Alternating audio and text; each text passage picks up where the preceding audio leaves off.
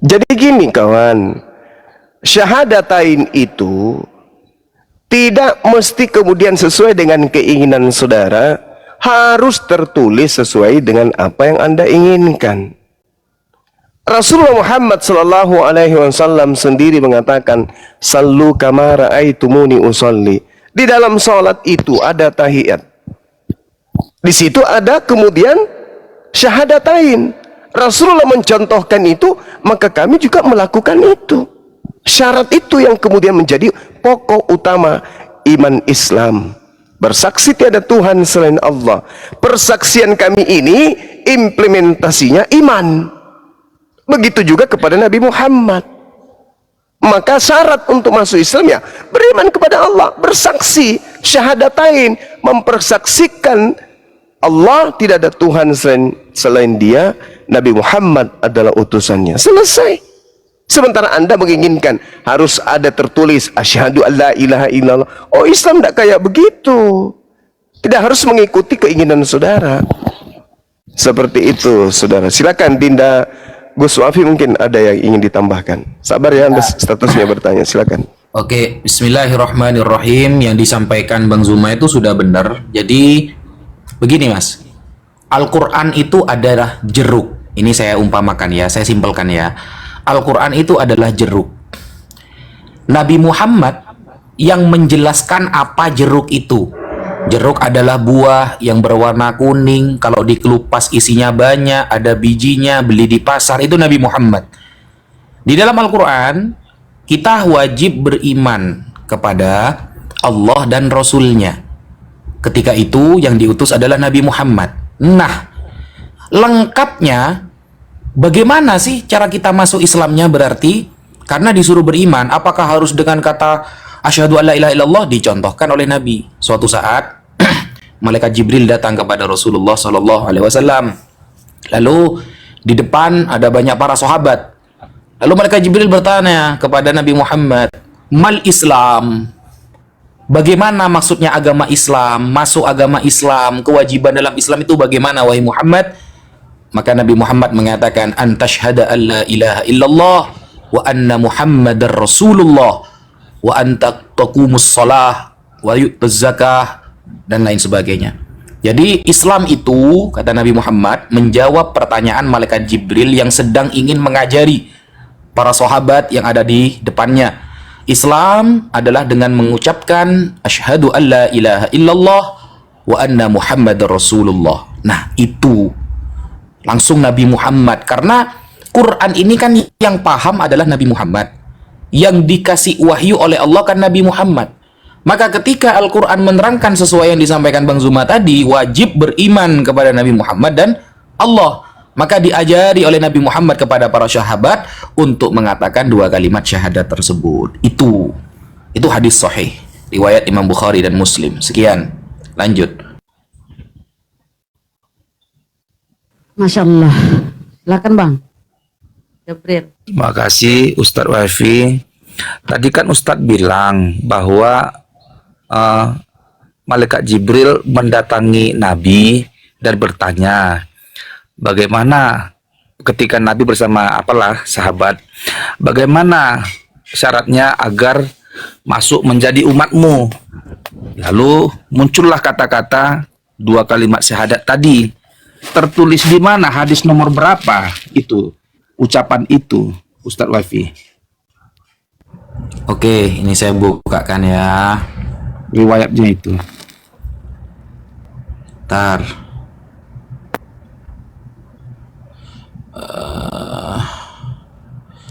Ini nanti Bunda Rahma atau yang lain bisa ditunjukin ya ke mereka. Bentar, saya kirim. Bunda Rahma minta tolong ya ditunjukin ya.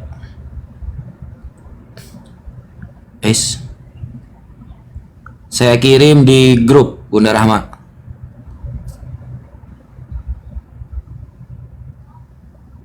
Sudah, Bunda. Bisa nggak ditunjukin, Bun? Bunda dibantuin. Bunda dibantuin tuh. Bunda Rahma. Waduh, Bunda Rahmanya gak ada, bro. Dibacain Bang aja Tan. Handi, coba bukakan Bang Handi. Dibacain aja Tan, nggak apa-apa sih. Dia percaya. Oh, kok. baca aja. Iya iya Tan. Oke. Ini ya saya baca hadis lengkapnya. Bainama nahnu julusun inda Rasulillah sallallahu alaihi wasallam fi unasin idh ja'ahu rajulun laisa alaihi ana'u safarin wa laisa minal balad yatakhatta hatta wirka baina yaday Rasulillah sallallahu alaihi wasallam kama yajlisu ahaduna fi shalah thumma wada'a yadahu ala rukbatai Rasulillah. Jadi suatu saat ketika kami sedang duduk-duduk bersama Rasulullah, kemudian ada seorang laki-laki, ini maksudnya malaikat Jibril yang datang kepada Nabi, ya. Lalu thumma wada'a yadahu ala rukbaiti Rasulillah. Lalu malaikat ini yang berupa manusia ini meletakkan tangannya di atas pundak Nabi. Nah, kemudian di atas lutut ya, lutut Nabi. Faqala ya Muhammad, wahai Muhammad, mal Islam? Apa itu Islam? Gimana masuk Islam itu? Kewajibannya apa di Islam itu? Faqal, Nabi Muhammad menjawab, al-Islamu an tashhada an la ilaha illallah wa anna Muhammadar Rasulullah wa an tuqimas shalah wa tu'tiz zakah wa tahujju wa ta'tamir wa taghtasil minal janabah wa tatimmusul wudu dan lain sebagainya. Itu hadis riwayat Imam Al-Baihaqi, yang meriwayatkan adalah Sayyiduna Umar bin Al-Khattab salah satunya. Isnaduhu ala syarti Muslim, ya, sanadnya adalah sanad sahih Bukhari, sanad syaratnya Muslim, dan hadis ini sahih. Dan kalau kita lihat di Google ya, ini coba saya tak lihat di Google. Kalau ini kan bahasa Arab, tak lihat di Google, ini hadis Di Google, nomor. Ustaz, ditampilkan di Google. Iya, sampean kan pasti lihatnya di Google nanti kan.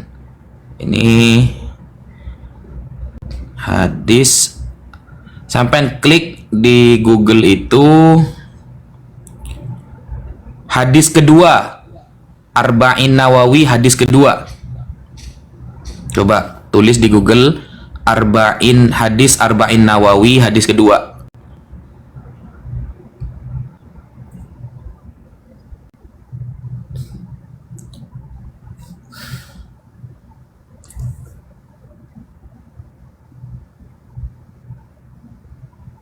Sudah ya? Lanjut Bang Zuma.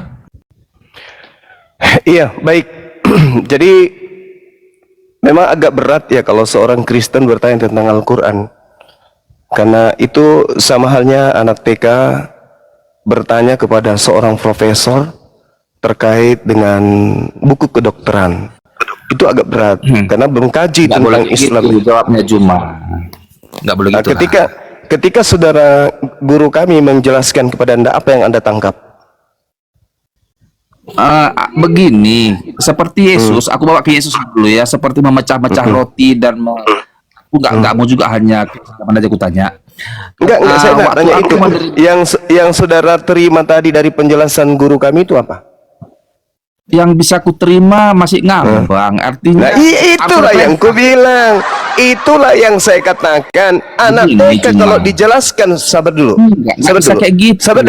Sabar dulu. Kapasitas otakmu tidak sanggup menerima ilmu Islam. Nggak- Loh, memang begitu faktanya. Kamu mengatakan ngambang. Coba.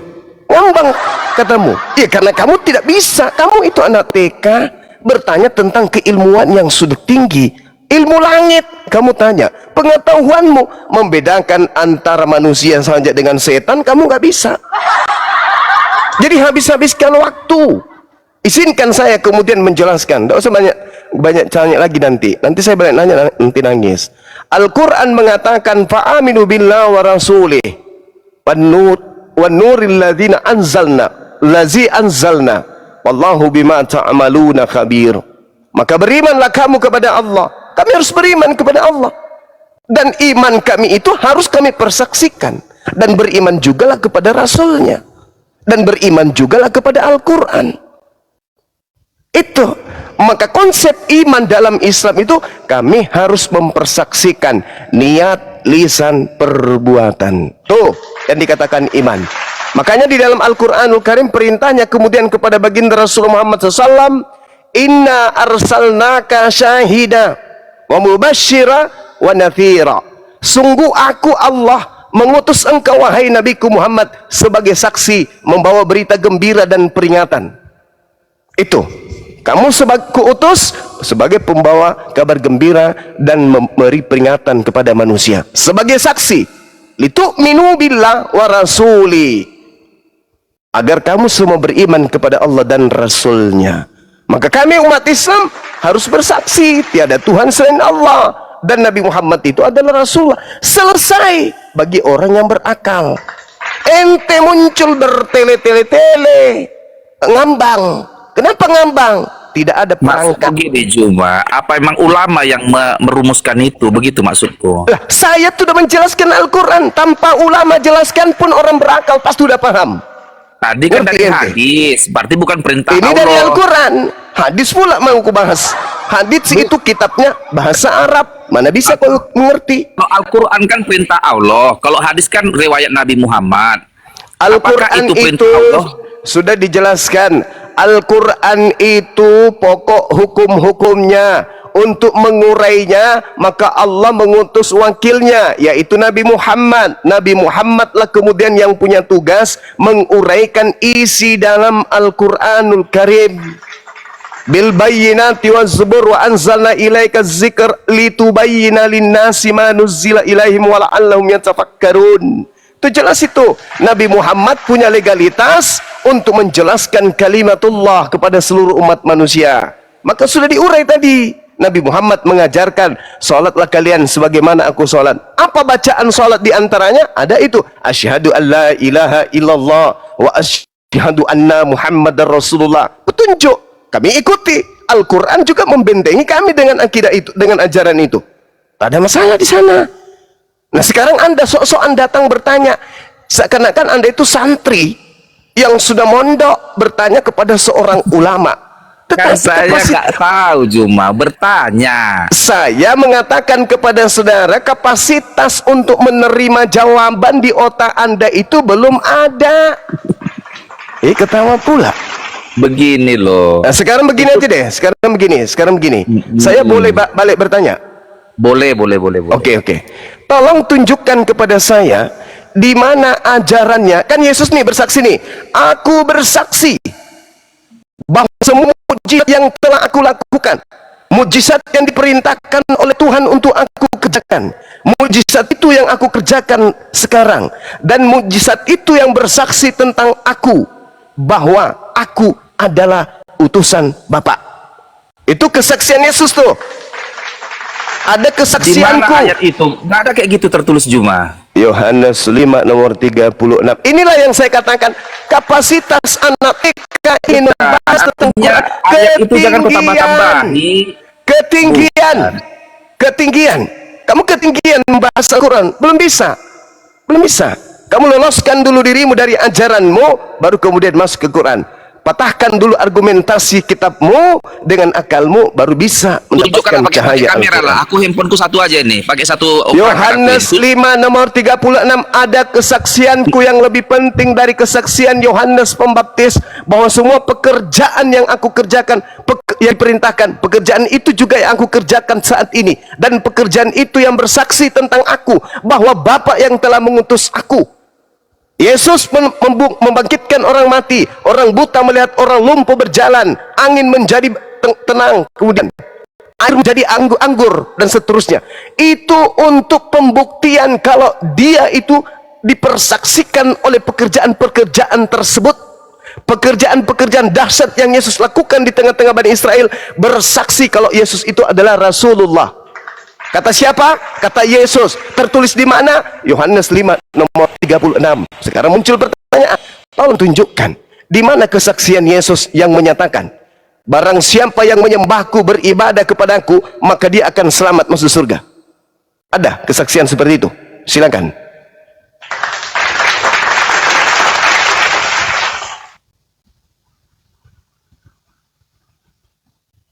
Halo.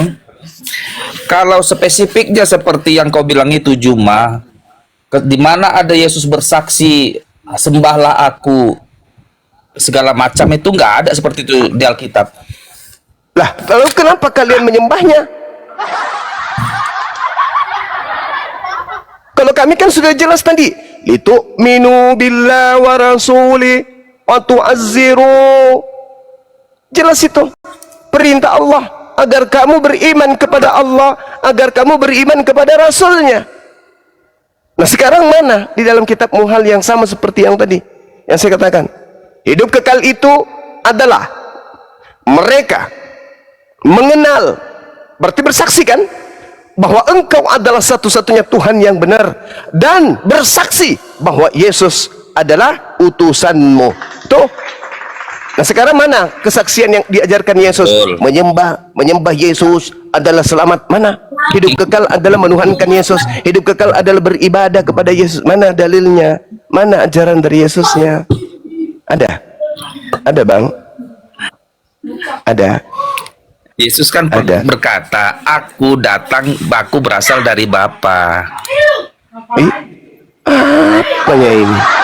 Jadi aku dan Bapa adalah satu. Jika engkau melihat, saya tidak tanya itu. Yang saya tanya, konsep imannya orang Kristen mengibadahi Yesus itu perintah Yesusnya mana? Kalau kami kan jelas tuh. Yesus itu Mesias, Juma. Saya ngerti Yesus Mesias, orang yang diurapi. Paham kami umat Islam, jangan ajarin. Yang saya tanya perintahnya. Anda kan bertanya tentang syahadatain. Nah sekarang Yesus pun mengajarkan syahadatain. Apa syahadatain? Ada. Jadi Yohanes 17 nomor 3. Amanat agung dari Yesus, pergilah ke seluruh bumi. Bukan itu. Baptislah mereka dalam nama Bapa, Putra, dan Roh Kudus. Saya tidak tanya itu kawanku, cap kangkung. Yang saya tanya syahadatain terhadap kami nggak ada syahadat, kami nggak mengenal syahadat. Yesus mengajarkan syahadat. Itulah kamu kawan. Markus 12 nomor 29 itu syahadat. Kemudian juga diajarkan oleh Yesus tentang konsep resep. Markus 12 ayat berapa tadi Juma? Biar ku baca dulu syahadat tadi dulu. Mana Markus 12 ayat berapa? 29 Cak Ayu. Kita buka aja, nggak perlu Juma, buka aja biar kita lihat. Ya Markus heran 12 ayat berapa? Padahal kita heran aja ada orang bertanya tentang Al-Quran, tentang hadis. Kami Juma nggak pintar menghafal. Kami bukan umat penghafal. Bilang aja. Bagaimana mungkin Anda bisa paham sesuatu kalau Anda tidak paham, tidak hafal? Ingat saudara, orang hafal itu berarti ada di dihafal. Kami nggak tipe-tipe kami, bukan gaya kami menghafal-hafal ayat-ayat. Itulah kamu jauh dari Bible. Orang yang menghafal itu artinya yang dihafal itu ada di dalam kepala, yang dihafal itu ada dalam hati. Gimana ceritanya? Apa bedanya? Tadi ayat berapa? Cepat kali kau ngomong. Lucunya. Oh iya dong. Kok lucu? Markus. Aku ada Alkitab di depanku, bilang aja. Markus 12 berapa?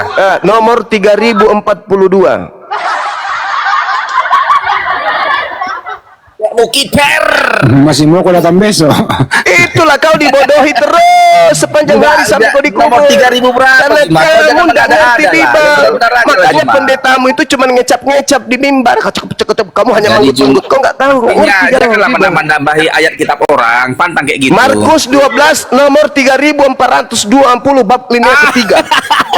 Mampus kau. Hai, nenek Mukiper.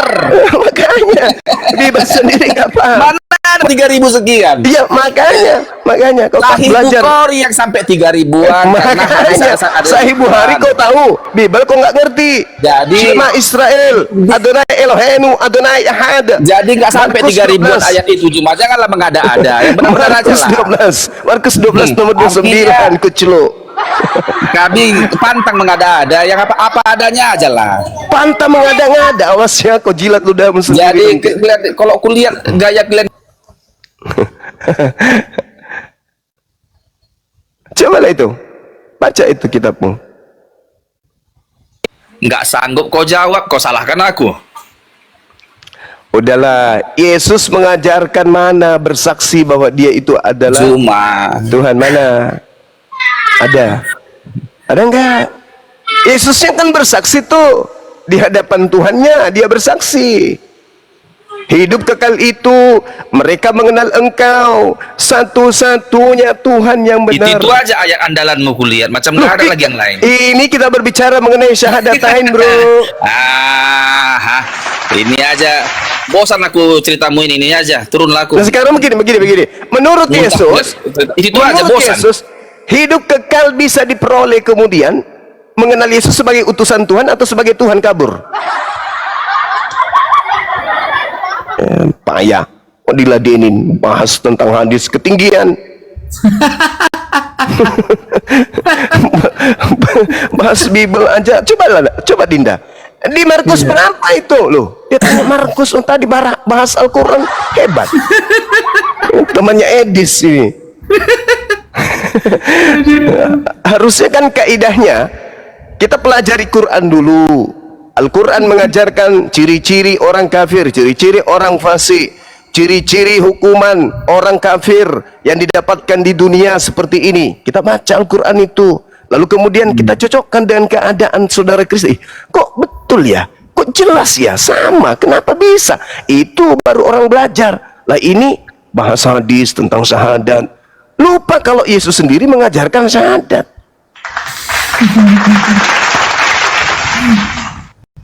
Aduh, ubur-ubur ikan lele, kabur le. Allahu Akbar, Masya Allah. Silakan sahabat yang lain. Ketua kita mungkin ada yang ingin disampaikan. Ustaz Alif. Bagaimana dengan pondok tadi? Ya, kita baru saja turun gunung, Gurunda sudah masuk tol. Nanti pas jaringan benar-benar stabil dan di rest area lah istirahat, nanti kita spill kegiatan kita tadi dan mengajak ikhwan filah juga semua. Mari kita tolong mendukung ya tahun, terutama dalam hal kemajuan umat dan para mualaf tentu di dalamnya. Itu insya Allah nanti kita lanjut dulu aja diskusi para guru semua. Kita juga nunggu stabil jaringan. Ini ada Bang Ales juga nih. Ales mungkin Kristen ya. Bang Ales. Love you. Love. Salam. Ya, Bang Ales. Ingat ya, buat Kristen jangan lupa umat Islam itu seringkali mengingatkan kepada kalian Yohanes 17 nomor 3 itulah prinsip ucapan Yesus. Tetapi yang anehnya adalah justru banyak umat Kristen yang menolak ayat itu, melupakan ayat itu, lebih memilih orang lain yang mengajarkan menuhankan orang yang mengucapkan ayat itu. Nah, disinilah kita ya diskusi. Silakan tanggapi guru kami kembali monitor.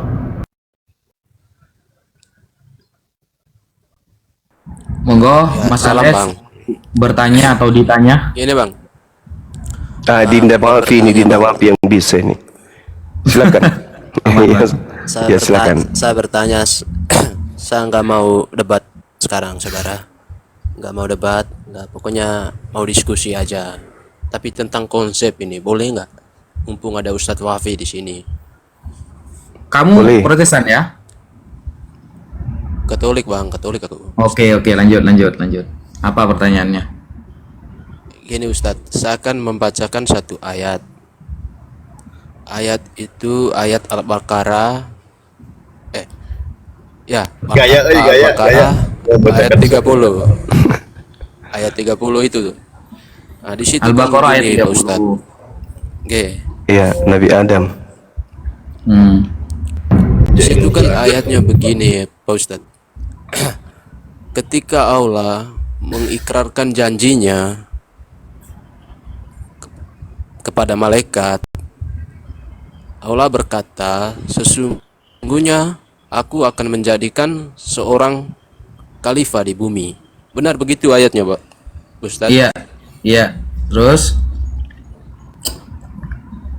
Nah, untuk membantu saya, Pak Ustadz, kan di situ kan Allah menjanjikan seorang khalifah di bumi. Bukan menjanjikan, menjadikan. Ya, maksudnya kan ya udah menjadikan ini kan Pak Ustadz, itu Adam sudah ada apa belum? Ya sudah ada lah. Oh, Adamnya sudah ada. Lah kan ayat ini turun ke Nabi Muhammad, kan sudah selesai ceritanya. Gimana sih? ini ceritanya pada saat penciptaan, Pak Ustadz.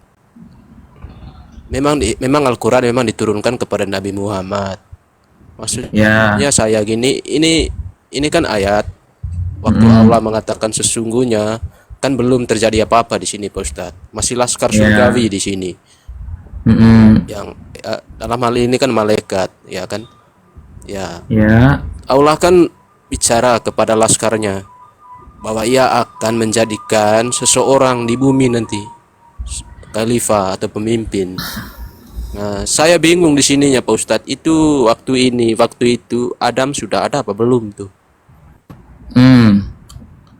Berarti Soalnya saya baca saat Al-Quran Allah itu, ya, gimana? Soalnya saya baca Al-Quran itu saya tidak menemukan waktu Allah mengatakan ini Adam sudah ada maupun Adam belum ada. Gitu Pak Ustadz. Oh ya, jadi kalau maksud Anda bertanya ayat ini yang turun ketika Nabi Muhammad, maka Nabi Adam sudah ada. Karena ayat ini turunnya kepada Nabi Adam. Tapi ketika yang diceritakan oleh Allah tentang ayat ini di zaman dulu, ketika Allah berinteraksi dengan para malaikat, di sana diterangkan dalam kitab-kitab tafsir bahwa saat itu Nabi Adam akan diciptakan, berarti belum ada. Terus kenapa? Oh ya, nggak apa-apa Pak Ustadz. Cuman mau konfirmasi soal kan nggak ada dijelaskan di dalam Al-Quran kan, baik ada atau belum ada. Cuman kan dibantu sama hadis kita bahwa dalam artian interpretasi dari ayat ini Adam belum ada. Ya, terus pertanyaannya? Pertanyaan kan di sini Bang, penggenapan dari ayat ini itu terjadi kapan Bang? Maksudnya penggenapannya? Maksudnya seorang khalifah ini itu terjadinya kapan? Di ayat Al-Quran kan ada Bang, ketika Nabi Adam itu sudah diciptakan dan kemudian beliau melanggar apa yang disampaikan oleh Allah, la taqrabu hadhihi syajarata fatakuna minadh dhalimin. Janganlah kamu mendekat kepada pohon ini, maka kamu termasuk orang yang zalim. Kan di saat itu Nabi Adam akhirnya keluar dari surga dan Nabi Adam menjadi khalifah. Karena Nabi Adam ini diutus ketika Allah mengatakan inni ja'ilun fil ardi khalifah. Ya, aku menjadikan kamu di bumi sebagai khalifah. Ya, maksud khalifah ini adalah bahwa Nabi Adam disebut khalifah li'annahu khalafal jin ay ja'a ba'dahum. Jadi Nabi Muhammad ini datang setelah jin sudah ada. Jadi jin dulu baru Nabi Adam. Begitu. Untuk apa? Khalifah ini apa tujuannya? Li'iqamati ahkamihi wa tanfidhi wasayahu. Untuk menerapkan hukum-hukum Allah dan menyampaikan wasiat-wasiat dari Allah Subhanahu wa taala. Begitu. Ya, Pak Ustadz. Kalau tujuannya itu masih terlalu jauh, Pak Ustadz. Tapi pada kesimpulannya digenapin pada saat Adam diusir gitu kan. Ya, betul. Penggenapan dari janji ini kan pada saat Adam sudah keluar dari surga, barulah tergenap janji itu dan Adam lah orangnya, khalifah itu. Ya, jadi nggak bisa diasumsi orang lain kan, pasti Adam. Iya, betul. Nah, jadi begini Pak Ustadz. Di surat Al-Baqarah nomor 36 kan dikatakan begini Pak Ustadz. Hukumnya itu ketetapannya itu Adam itu ditetapkan di surga Pak Ustadz. Al-Baqarah 36-nya Pak Ustadz. Al-Baqarah 36. Coba Pak Ustadz baca di situ. Al-Baqarah yang 36.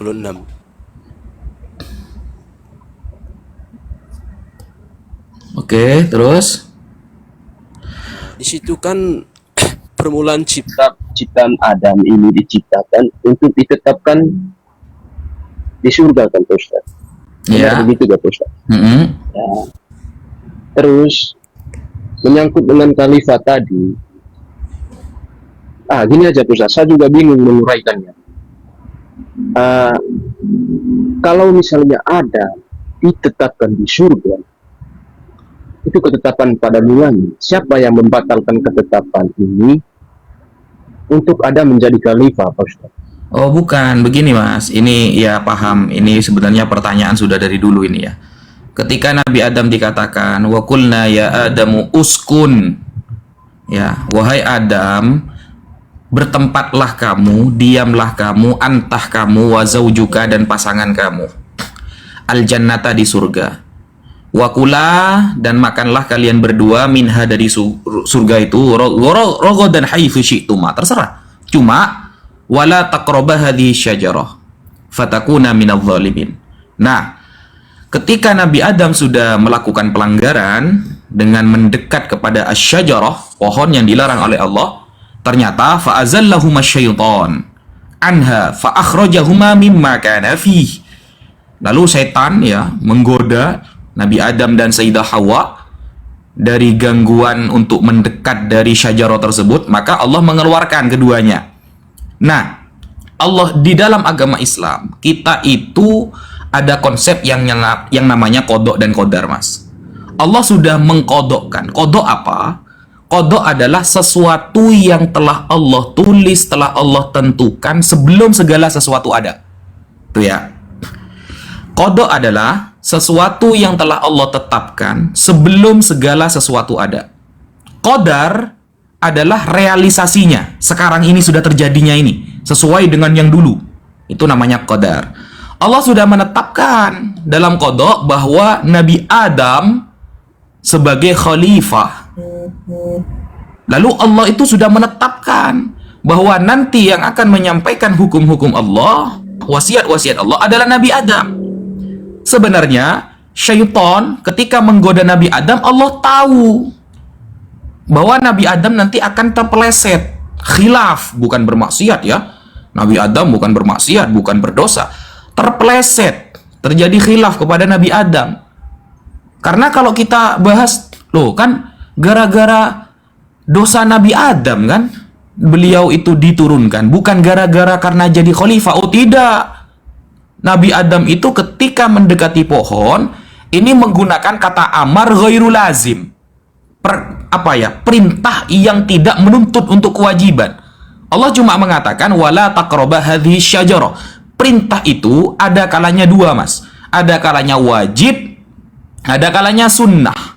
Ya, ada kalanya sunnah. Sehingga di dalam surah Thaha ketika Nabi Adam itu mengatakan meminta ampun kepada Allah, apa kata Nabi Adam? Aku melakukannya tidak sengaja, tidak sesuai dengan keinginan karena khilaf. Sehingga bukan alasan kemudian gara-gara Nabi Adam melakukan dosa berarti beliau itu diusir. Enggak, itu memang sudah qada dari Allah, sudah ditetapkan untuk menyampaikan hukum-hukum Allah. Begitu.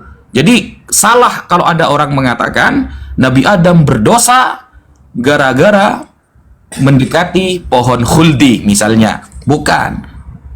Itu jawaban saya ini tertulis di dalam kitab Ismatul Anbiya yang ditulis oleh Al-Imam Fakhruddin Ar-Razi. Ya, begitu, Mas. Baik Pak Ustadz, menarik penjelasannya tadi Pak Ustadz. Saya tangkapnya begini tadi, poinnya itu bahwa Allah akan menetapkan Adam ini menjadi khalifah di bumi. Begitu kan Pak Ustadz? Betul. Jadi dari sejak semula Allah udah tahu bahwa Adam itu ditetapkan untuk menjadi khalifah. Oke. Betul. Jadi di sini bisa nggak kalau kita fitnah bahwa Adam keluar dari surga itu karena kehendak Allah? Jika penarikan simpulannya begitu Pak Ustadz, coba uraikan ulang Pak Ustadz. Begini, berarti Anda gagal paham dalam hal kodoknya. Jadi begini Mas ya, Allah memberikan kita ikhtiar dan Allah yang akan menghendakinya. Contoh, saya kasih contoh gampang ya. Di depan saya ada masjid, ada gereja. Saya punya ikhtiar, Mas. Saya bisa memilih akan kemana saya, ke masjid atau ke gereja. Tetapi ketika saya sudah memilih, oh saya ke masjid, di sana Allah akan memberikan kekuatan kita, akan menghendaki langkah saya, akan mentakdirkan saya akan pergi ke masjid.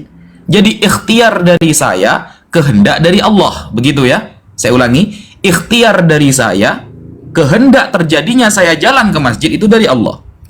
Nabi Adam ya, tahu bahwa beliau itu digoda oleh syaitan. Ternyata beliau terjadi khilaf, bukan melarang melanggar perintah Allah, tidak. Dan Allah tahu bahwa Nabi Adam akan khilaf. Kenapa? Karena Allah sudah akan menjadikan beliau sebagai khalifah di bumi, sebagai orang yang menyampaikan hukum Allah. Jadi kalau dikatakan kehendak Allah, iya, tapi ikhtiar siapa? Ikhtiar dari syaitan dan Nabi Adam. Tapi apakah berdosa? Oh tidak. Nabi Adam di dalam Al-Quran, di dalam surah Toha, ini ya saya bacakan ya. Kalau nggak salah surah Toha ya. Surah Toha. Sebentar.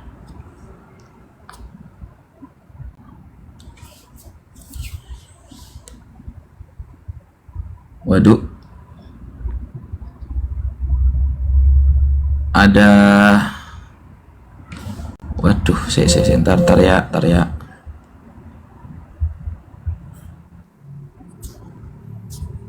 Toha. Ayat 15. Ini ya, ini menunjukkan bahwa Nabi Adam itu gak salah gitu loh.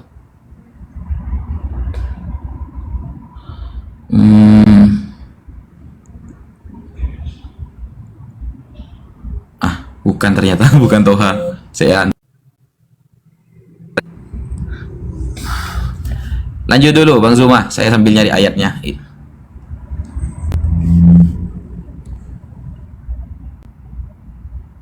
Ini repot kalau pakai HP 1, guys. Assalamualaikum warahmatullahi wabarakatuh. Waalaikumsalam warahmatullahi wabarakatuh. Ya, gimana Bang Alex? Sudah paham? Atau sambil saya tanggapi Bang Ustadz? Saya pakai HP 1 soalnya. Jadi saya nyari anunya dulu ya. Saya ketik di layar satunya ini. Oke, siap. Saya bacakan Al-Quranul Karim, surah Al-Baqarah. A'udzubillahi minasyaitonirrajim. Fatalaqqa Adamu min Rabbih kalimatin fataba alaihi innahu huwat tawwabur rahim. Kemudian Adam menerima beberapa kalimat dari Tuhannya, lalu dia pun menerima tobatnya. Allah menerima taubat dari Nabi Adam alaihissalam. Artinya Nabi Adam tidak ada dosa. Selesai perkara. Lanjutkan Dinda. Silakan. Ya, sebentar ya. Lanjut dulu teman-teman, saya sambil nyari ayatnya. Soalnya saya nyari di layar satunya ini, agak macet kalau di layar satunya. Lanjut. Ya, tabletnya mana? Oke. Ada di rumah Mana tuh. Bang Alex? Mau ditanggapi Bang Alex atau udah puas? Seperti Bang Juma katakan, Adam nggak ada dosa. Ya udah, Adam sini kita benarkan dia nggak bersalah. Besarin dalam suaranya hal ini, dikit Bang. Ustadz. Suaranya besarin dikit. Oke, dalam hal ini kan Adam nggak salah. Kita nggak bisa fitnah Adam kurang taat, nggak bisa, karena didukung sama dalil yang dikasih Bang Juma. Ini antara dua ini sudah Pak Ustadz. Ini kehendak Allah, Adam ini diusir dari surga. Apa iblis yang membuat Adam ini keluar Kehendak dari Allah lah. surga? Kehendak Allah atas ikhtiar iblis gitu loh. Paham gak sih? Berarti oke, siap Pak Ustadz. Berarti Adam nggak salah, iblis nggak salah, kan gitu sudah Bang. Loh, kok gak salah? Yang ngasih ikhtiarnya siapa? Ikhtiarnya iblis kan? Maksud saya begini Pak Ustadz. Adam kan sudah dibebaskan dari dari perkara ini. Adam dibebaskan, dia nggak bersalah, nggak bisa kita fitnah. Adamnya kurang taat, oh nggak boleh. Ya, Bang Juma sudah kasih data tadi, ya udah kita benarkan Adam di posisi. Tinggal dua ini Pak Ustadz, yang membuat Adam keluar dari surga ini itu sebenarnya Allah dengan ketetapannya atau kehendaknya, atau memang ini Adam keluar ini dipengaruhi oleh iblis. Lah, tadi itu Iblis. Adam keluar itu Bang. karena akan ditetapkan sebagai khalifah oleh Allah. Ya, kalau misalnya dari awalnya memang Adam diciptakan untuk jadi khalifah, berarti kita nggak boleh fitnah iblis di sini, Bang. Karena memang Ikhtiar ketetapan iblis Allah kan? untuk menjadi ikhtiar itu, maaf Ustaz, saya biar saya paham. Ikhtiar itu kan pilihan bebas ya dalam artiannya. Apa ya bahasa di dalam Takdir, Kristen ya? takdir. Usaha. Ada istilahnya itu friend apa ya? Ada istilahnya itu di kekristenan itu. Ikhtiar itu. Usaha, Ustaz. Itu kayak- Usaha. Iya, usaha sendiri, Usaha pikirannya apa sendiri. mempengaruhi. Oh ya, sebentar Pak Ustadz. Karena begini Pak Ustadz, coba kita kembali lagi. Kembali kemana Mendetail ini? kali dia ya. Mendetail Iya. kali kalau dia tanya satu pertanyaan mencret. Wa iz qala rabbuka lil malaikati inni ja'ilun fil ardi khalifah. Aku hendak menciptakan pemimpin di atas muka bumi. Ya salam. Itu misi utama. Di mana kemudian Adam dicipta? Di jannah. Lalu kemudian Allah menyeru kepada seluruh malaikat. Fasajadal malaikatu kulluhum ajma'un. Lalu para malaikat itu semuanya bersujud illa iblis, kecuali iblis. Istakbara wa kana minal kafirin. Iblis tidak mau sujud karena iblis itu memang termasuk dari golongan kafir. Jadi yang tidak mau sujud itu kafir. Qala ya iblis ma mana'aka an tasjuda lima khalaqtu biyadai. Kata Allah, wahai iblis, apa yang menghalangi kamu sujud kepada yang telah aku ciptakan dengan kekuasaanku? Apakah kamu menyombongkan diri karena kamu merasa termasuk golongan yang lebih tinggi? Apa jawaban iblis pada saat itu? Ana khairum minhu. Aku lebih baik daripada dia. Aku ini, kata iblis, lebih baik daripada Adam. Karena engkau menciptakan aku dari api, sedangkan Adam engkau ciptakan dari tanah. Apa kata Allah kemudian? Keluarlah engkau dari surga ini, keluarlah engkau dari taman ini. Fa innaka rajim. Sesungguhnya kamu adalah makhluk yang terkutuk. Karena diperintahkan sujud, tidak mau sujud. Allah kemudian mengutuk iblis itu dan memerintahkan kemudian keluar dari jannah. Itu perintah. Lalu ada kemudian persetujuan di sana. Wa inna alaika la'nati ila yaumiddin, dan sungguh kutukanku tetap atasmu sampai hari pembalasan, kata Allah. Apa kata iblis? Rabbi fa'anzirni ila yaumi yub'atsun. Ya Tuhanku, tangguhkanlah aku sampai pada hari mereka dibangkitkan. Allah mengatakan, sesungguhnya kamu termasuk. Aku tangguhkan. Aku penuhi keinginanmu kemudian. Ila yaumi waqtil maklum, sampai pada hari yang telah ditentukan waktunya. Lalu apa kata iblis? Fa bi izzatika la uqwiyannahum ajma'in. Demi kemuliaanmu, maka aku pasti akan menyesatkan mereka semuanya, illa ibadaka minhumul mukhlasin, kecuali hamba-hambamu yang terpilih di antara mereka. Maka apa kata Allah? Ya, maka yang benar adalah sumpahku, dan hanya kebenaran itulah yang aku katakan. Jadi iblis yang menginginkan, kemudian iblisnya yang mau. Karena iblis itu merasa lebih tinggi derajatnya daripada Adam. Dia mau menerima itu, dia mau ikhlas iblis itu menerima kutukan. Yang penting Allah menangguhkan, memanjangkan usianya. Sepakat waktu itu iblis mengatakan, oke, tapi saya akan menyesatkan mereka. Aku Tuhan, aku wahai Tuhanku akan membuktikan bahwa aku lebih baik daripada iblis. Aku lebih baik daripada Adam. Iblisnya berkata begitu. Aku buktikan. Tengok aja nanti ya Rabb, mereka semuanya akan lebih rendah daripada aku. Terbukti hari ini kan, banyak yang terpedaya dengan iblis, banyak yang menyembah setan. Itu buktinya bahwa yang dinarasikan Al-Quran itu fakta real.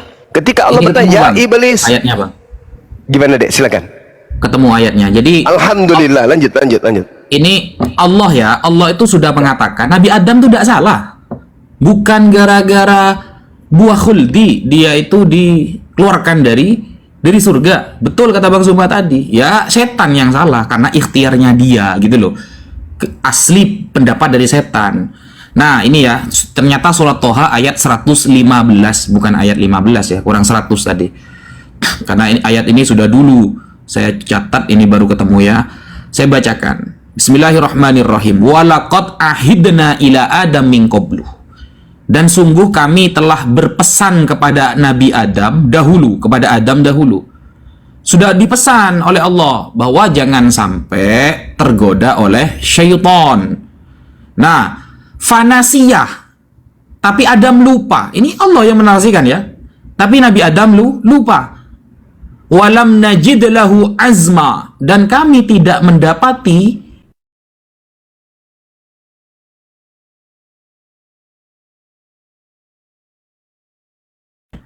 untuk mengikuti setan. Sebenarnya Nabi Adam ingkar gitu loh. Tapi fanasiyah, tapi beliau lupa.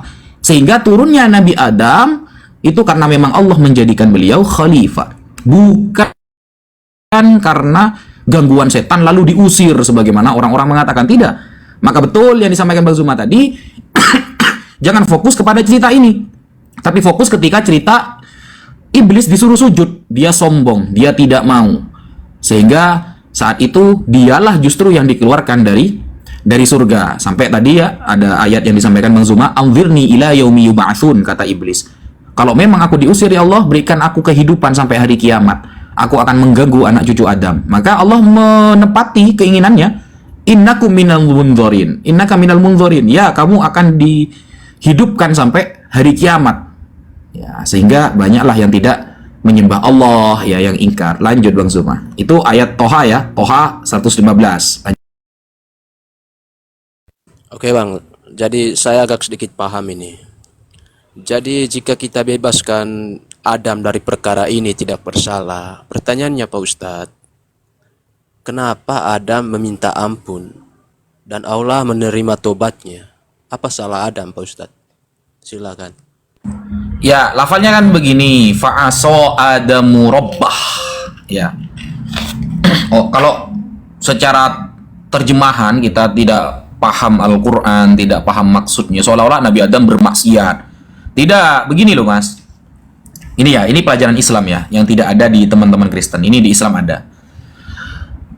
Sunnah, tapi kalau diarahkan ke orang-orang yang dekat dengan Allah, para nabi, itu seperti wajib Mas.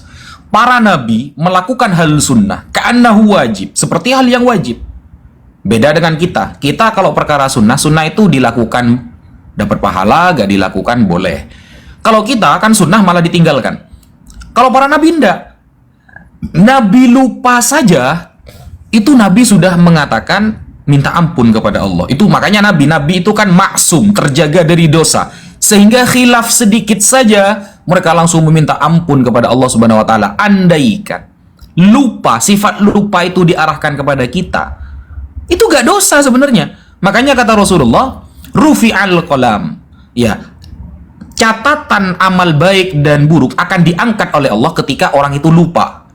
Kalau orang itu lupa, atau orang itu dipaksa atau mau dibunuh, atau orang itu sedang tidur, ya maka ada hukum. Tapi kalau para nabi lupa itu sudah seperti maksiat gitu loh. Lupa itu sudah seperti maksiat. Makanya ketika Imam Syafi'i, gurunya Imam Syafi'i, ditanyakan bagaimanakah hukum orang yang sholat, di dalam sholatnya dia lupa kepada Allah, lupa rokaat kedua atau lupa rokaat ketiga. Maka guru Imam Syafi'i mengatakan dia harus berpuasa selama 2 tahun. Karena kalau di sholat saja dia lupa kepada Allah, berarti dia harus puasa selama 2 tahun. Nah ini orang-orang yang dekat dengan Allah, lupa saja itu sudah dianggap maksiat. Nah kita harus tahu bahwa kata maksiat kalau diarahkan ke kita kan berzina, membunuh, riba, dan lain sebagainya. Tapi kalau para anbiya, para nabi yang dijaga oleh Allah dari dosa-dosa, terpleset sedikit saja, padahal cuma lupa. Andaikan diarahkan ke kita itu gak apa-apa aslinya. Tapi itu menjadi seperti kesalahan fatal bagi para nabi. Paham? Oke Pak Ustadz, sebentar. Nanti ceramahnya di belakang Pak Ustadz. Sampai di sini paham Ini saudara? saya ulang lagi. Ya sebentar. Saya ulangi lagi pertanyaan Pak Ustadz biar enggak Loh, ini melebar. jawaban bukan ceramah ini. Ya oke. Lah, kan kamu nanya tadi, aso. Ya, apa kesalahan Adam? Kenapa kok minta ampun? Kan begitu pertanyaan kamu. Maka saya jawab, Mas. Menjawab, lupa saja itu lupa. sudah dianggap salah oleh Nabi Adam gitu loh. Coba, di mana kita temukan dalil bahwa Adam itu lupa? Biar nggak ada fitnah Adam kita. Loh, tadi kan sudah saya baca, Mas, surat Toha ayat 115, kuculuk. Surat Toha ayat 115, Salahuddin Wahid.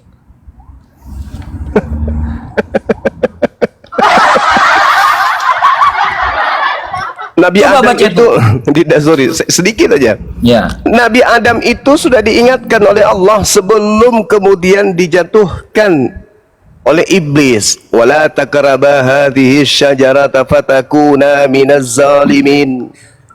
Dan apa? Janganlah kamu dekati pohon ini. Nanti kamu termasuk orang yang zalim. Kan sebelumnya Allah perintahkan kepada mereka, wahai Adam, tinggallah engkau dan istrimu di surga, makanlah dengan nikmat berbagai makanan yang ada di dalamnya sesuka hatimu, tetapi kata Allah, jangan dekati pohon ini, nanti kamu termasuk orang zalim. Nah, itu perintahnya. Tapi Nabi Adam lupa atas perintah itu. Ketika iblis datang, dibuat lupa kemudian sampai dia makan. Makanya Allah kemudian mengajarkan beliau bertobat dan Allah menerima tobatnya. Fatalaqqa Adamu min rabbih kalimatin fataba alaihi innahu huwat tawwabur rahim. Enggak ada masalah di situ. Clear, very very clear, kata pendeta siapa itu? Temannya Adam salah ya juga. Iya, lanjut Dinda, lanjut. Artinya Adam salah. Buka dulu ayat Toha 115, buka dulu biar kamu gak nanya-nanya terus. Mana ayatnya bahwa Adam lupa? Surat Toha ayat 115, fanasia, maka lupa Adam itu. Kan ayatnya begini nih, walaqad ahidna, kata Allah, kami sudah memberikan pesan kepada Adam, ila Adam min qablu, sebelumnya Allah sudah ngasih pesan nih, jangan sampai tertipu sama iblis. Fanasia, maka Adam lupa. Walam najid lahu azma, dan Nabi Adam tidak punya azam, tidak punya niatan mau sengaja mau melakukan pelanggaran itu, gitu loh. Coba dibuka dulu biar sampai ndak nanya-nanya lagi, di awal sudah dikasih ayat.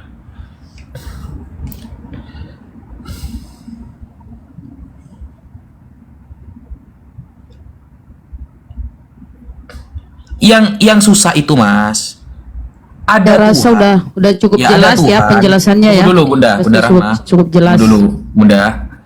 Sabar, Bunda, ya. Belum ya? Belum. Silakan. Yang silakan. susah itu, Silakan. ini kan Nabi Adam kan ya, manusia yang Allah klaim dijaga dari dosa karena beliau adalah Nabi dan Rasul. Yang susah itu, ada Tuhan mengizinkan roh kejahatan masuk kepada suatu makhluk sampai ada orang ya yang berternak babi itu rugi 2000 babinya. Wah, itu bahaya itu. Loh, kok kabur? Mau saya kembalikan. Ya, gara-gara Tuhan ada orang yang punya babi ribuan itu rugi. Danaunya langsung mati, tewas babinya itu. Wah, itu harus diganti itu. Tuhan punya utang itu sama ternak babi itu.